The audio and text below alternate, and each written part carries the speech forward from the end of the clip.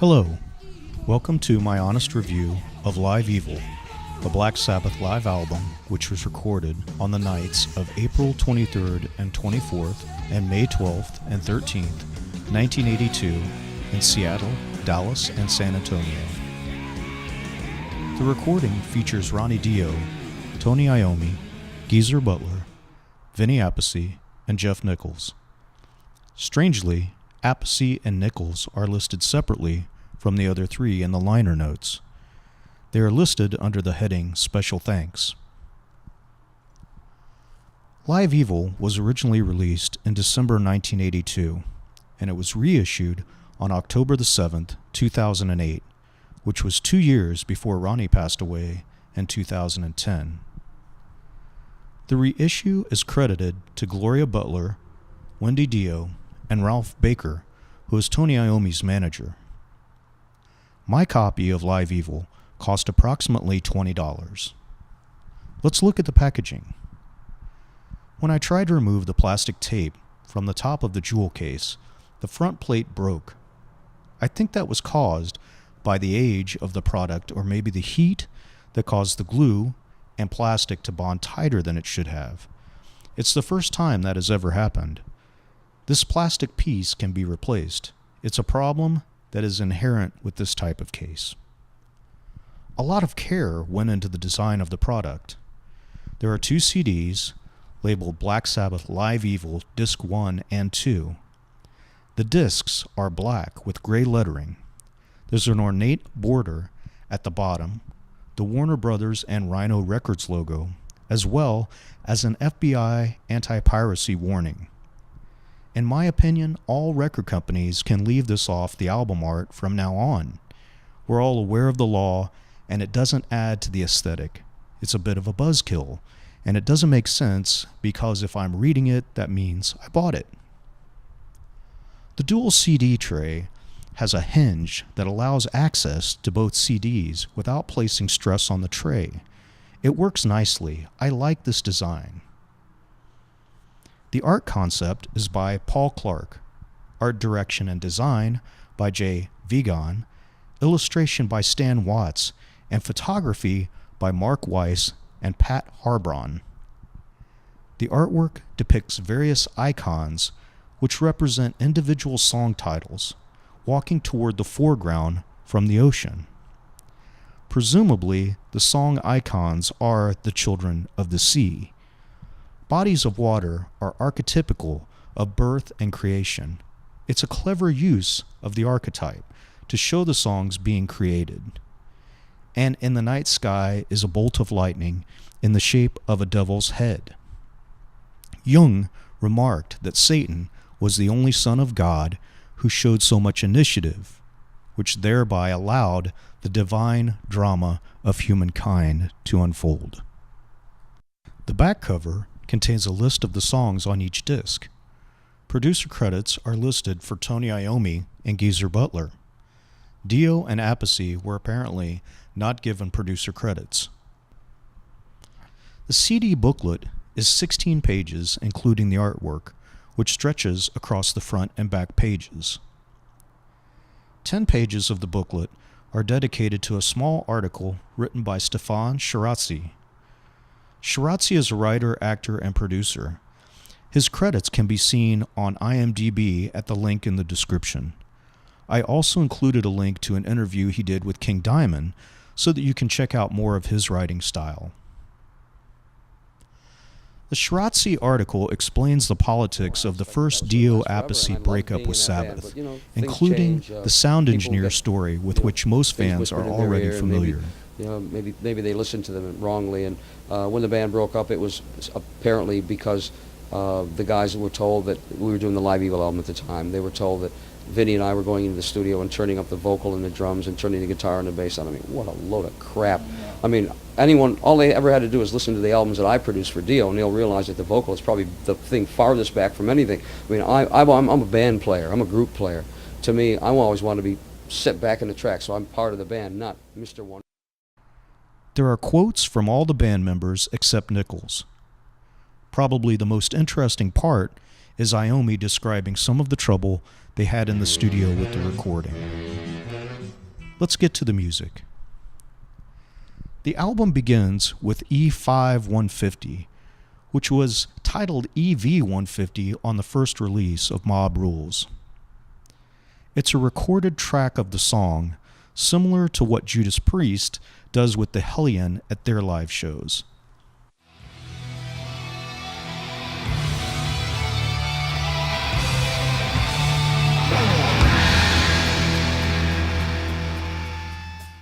Unlike on the Mob Rules studio album, EV 150 segues into Neon Nights from the Heaven and Hell album. Sabbath plays Neon Nights at about the same tempo as on the Heaven and Hell studio recording. The performance is good. It's not certain how much of the instrumental was fixed in the studio. According to BlackSabbath.com, Geezer Butler has referred to this album as Live in the Studio Evil. The Neon Nights guitar lead starts out a little reserved. You can hear Nickel's keyboard backing Tony's lead. That's something extra you will only find on the live album. Toward the end of the solo, Tony finally lets loose with some of his blistering minor pentatonic scale trill hammer-ons. Let's listen to a bit of the solo to hear how this sounds.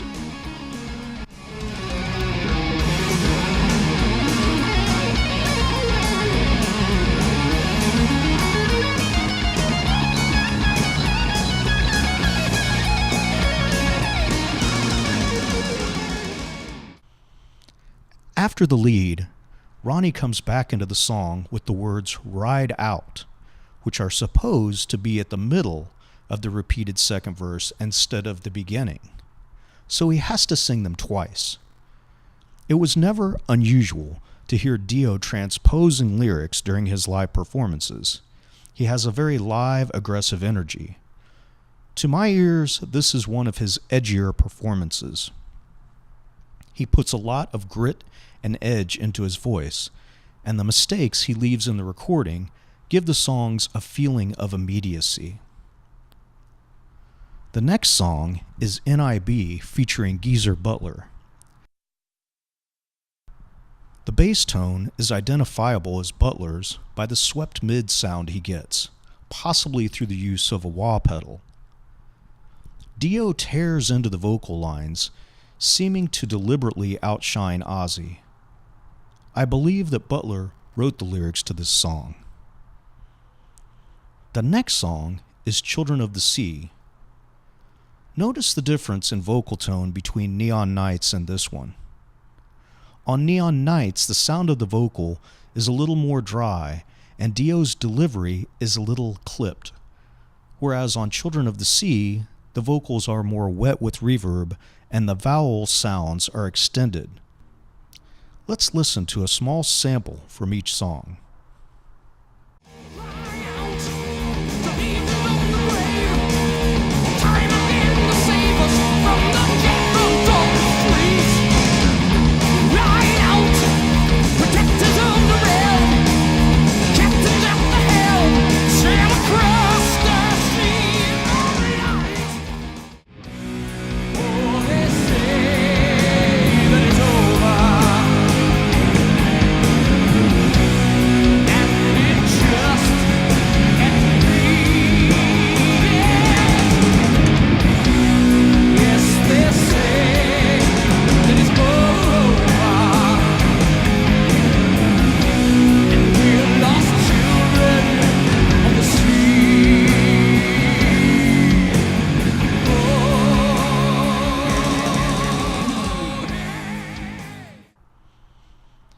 Voodoo is interesting because Dio misses his cue to the third verse and does some ad-libbing until he remembers the lyrics. The band follows right along with him, and they move through the third verse and chorus into the lead. It's a great example of what makes live music exciting. Danger.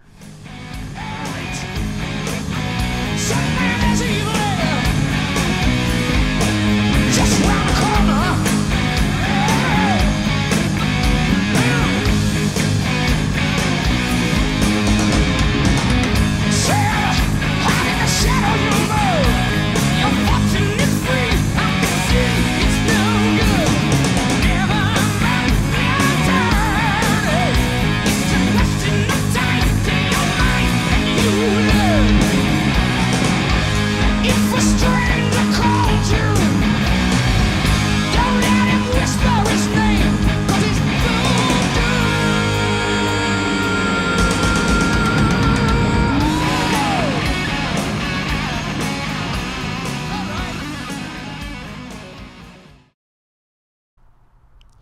This is followed by a tremendous guitar lead, and then the band goes into a breakdown that's very similar to Deep Purple's Sail Away from the album Burn. Let's listen to both those parts.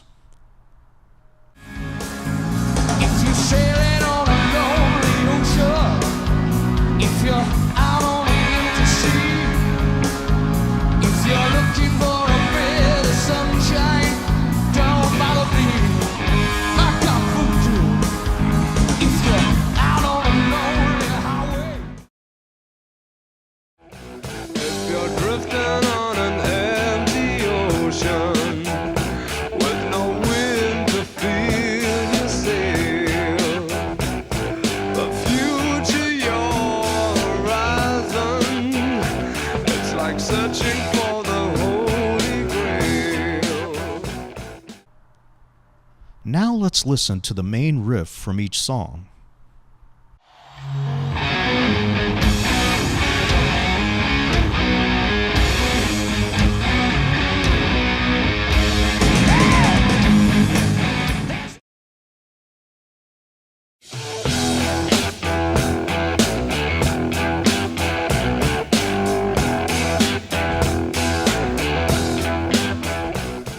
I think this was a nod by Sabbath in the direction of Purple. All in all, a brilliant version of the song Voodoo.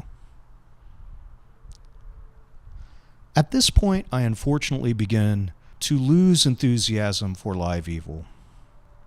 Sabbath includes an 8.5-minute version of the song Black Sabbath. I understand the importance of this song in the context of modern doom metal, but this song combined with War Pigs and Iron Man equals to about 25 minutes of plodding Ozzy-era material. I would like to have seen this song, War Pigs and Paranoid, alleviated from the recording and replaced with Country Girl slipping away and falling off the edge of the world. I'm sure it was impossible at the time to realize the strength of the material for the band that would later come to be called Heaven and Hell. The band was probably trying to make sure their core fans were satisfied, but as a result, it fails to be the recording it could have been. There is a shameful lack of the hi-hat cymbal in the mix of War Pigs. Although it's a great vehicle for Butler's playing, it is almost completely lacking the weird 13.5 count cymbal part, which is the hook for the entire song. The hi-hat is barely audible, and the drum solo is mixed too low. Iron Man, again, I feel was not a necessary inclusion, although there are some amazing bass riffs in the middle of the tune. A lot of fans love this version. I just don't happen to be one of them. Finally, we're back into some Dio era shredding with Mob Rules, but it's 3 minutes and 15 seconds long. It's only 1 second off from the studio version. This is too brief a time space on the album for such an important song. It's a great argument for why the EV-150 intro should have been paired with this instead of Neon Nights. Also, Dio's vocals are mixed out of the last 30 seconds of the song.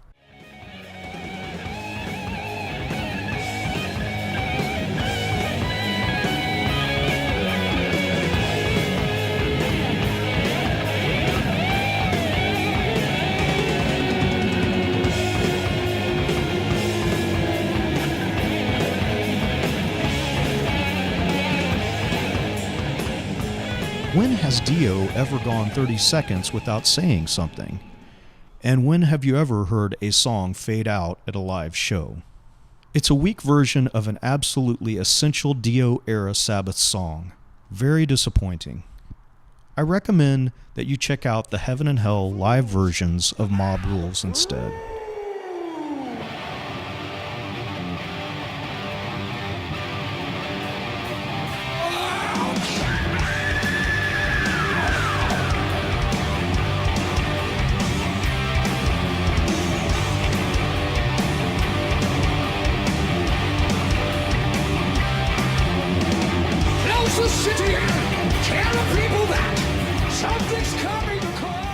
Next up is a 12-minute version of Heaven and Hell. This is the slow tune Sabbath should have showcased. It contains believable crowd participation, great-sounding gritty Dio vocals, atmospheric keyboards, a good middle section improv extended lead, and a strong ending with wah guitar soloing.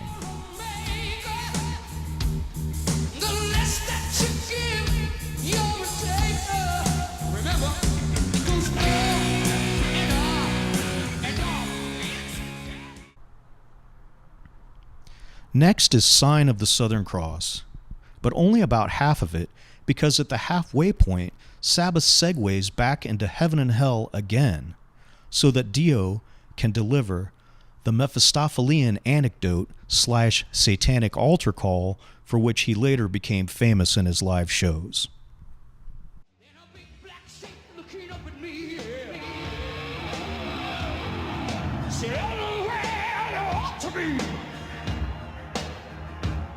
He said, come with me and I'll give you desire. But first, you got to burn in fire.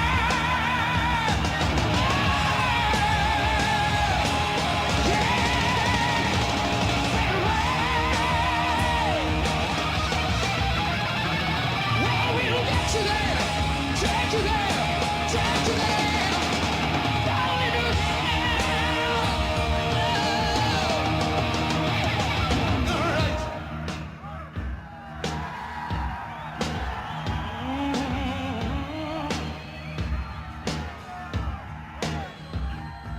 Then a little white shape looked down at me. Said, heaven is where you ought to be. He said, come with me, cause I know just what to do. I said, go away, I'm gonna burn in hell with you, and you, and you, and you, and you.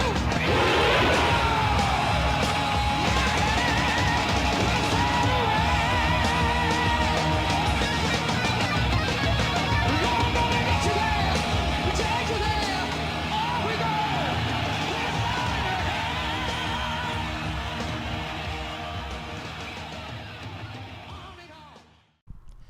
Next, Paranoid.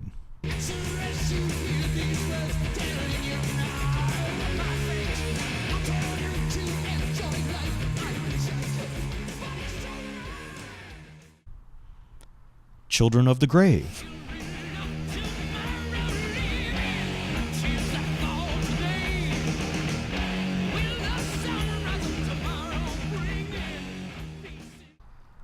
My conclusion is that the album undeniably has its moments. Neon Nights and Voodoo are the standout tracks. But once the album begins to bog down in the Ozzy material, it never seems to regain its stride. Essentially, what we see is a unique, powerful, sensitive artist, Dio, forced to reproduce his predecessor's vision because the leader of the band, Tony Iommi, was not convinced that their new material was strong enough to vouchsafe the continued success of the band. This album has great value if one is looking for insight into the psychological forces that broke apart what many consider to be the strongest version of Black Sabbath. But artistically, there are fewer moments of transcendence from the unknown into the theater of dreams and ritual than are necessary for the album to stand out as one of their best. Thanks for watching. Remember, it's just my opinion. Please feel free to comment with yours.